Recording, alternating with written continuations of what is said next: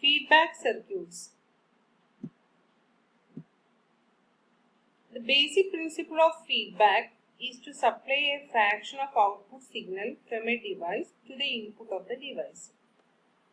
If the feedback energy is in phase with the input, it is known as positive feedback.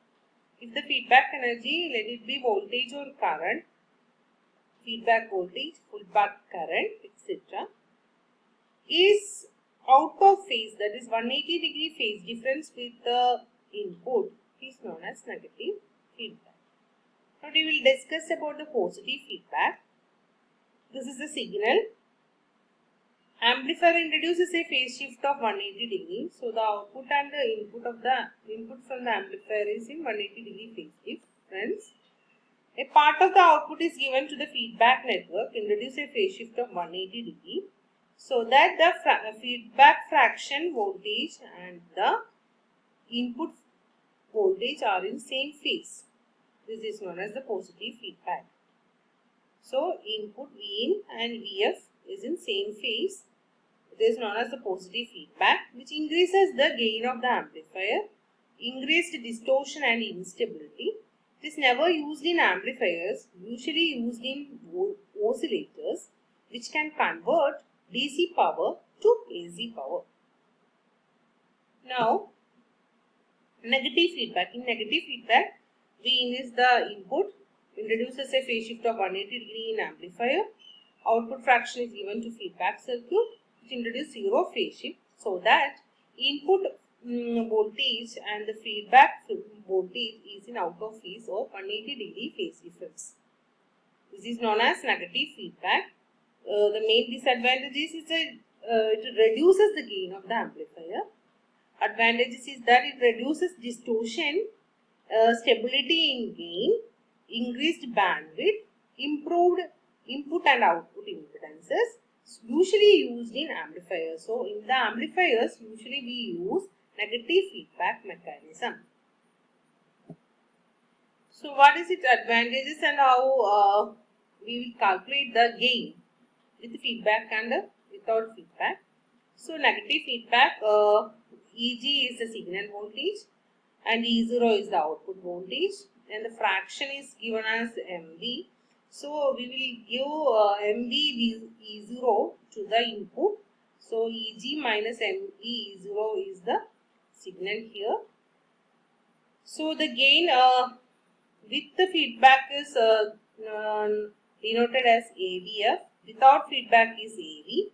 So AV is equal to output by input. So E0 by Eg minus NV E0, that is the Eg minus NV E0 and E0.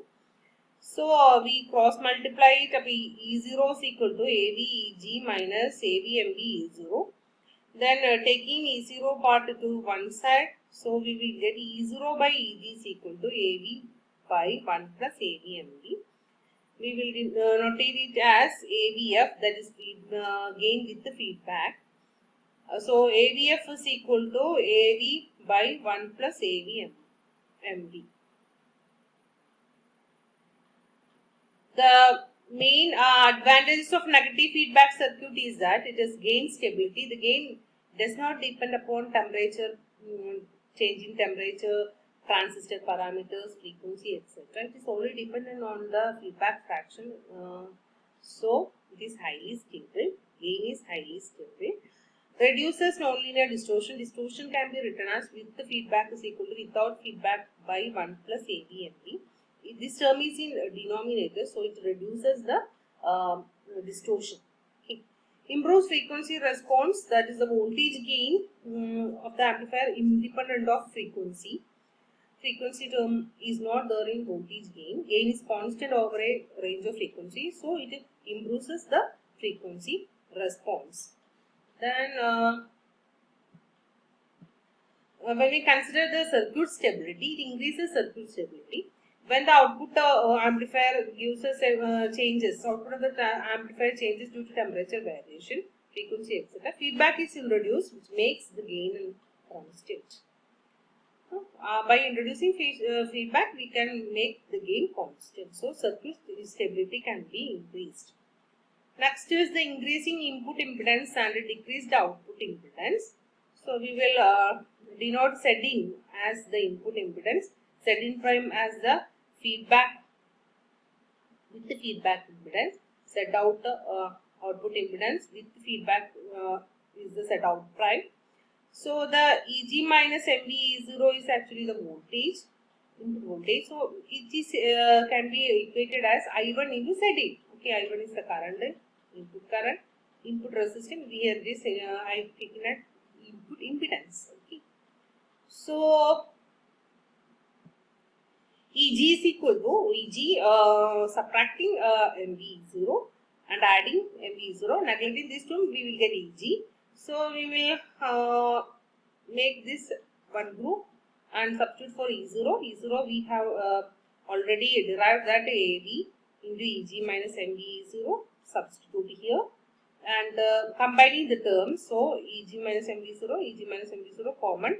1 plus AV MV taken out. So Eg minus MV0, that is Eg minus MV0 I1 into Zin. Substitute here, we will get Eg by I1 is equal to Zin into 1 plus AV MV. So with the feedback impedance is equal to without the into 1 plus AV MV, that is term is in numerator. So it increases the impedance. Okay, it increases the impedance, input impedance get increased. Similarly, by for Z out prime, we will get the equation as Z out by 1 plus AV MV. So it is in denominator, so it decreases the output impedance. This is the main advantages of the negative feedback circuits. Then we will have to consider what is a feedback circuit. Okay, this feedback circuit consists of actually two resistance and two resistance divides the potential. Actually, two resistance divides the potential. This is the feedback circuit actually. So the voltage across R1 can be written as R1 into R1 plus R2 into E0. E0 is the voltage here. So we will equate it like this. Feedback fraction is equal to voltage across this R1 by E0. So E0 get cancelled. So actually feedback fraction is either resistance R1 by R1 plus R2. That is the feedback circuit. If we equate like a potential divider of two resistance R1 and R2, the feedback fraction can be written as R1 by R1 plus R2. Thank you.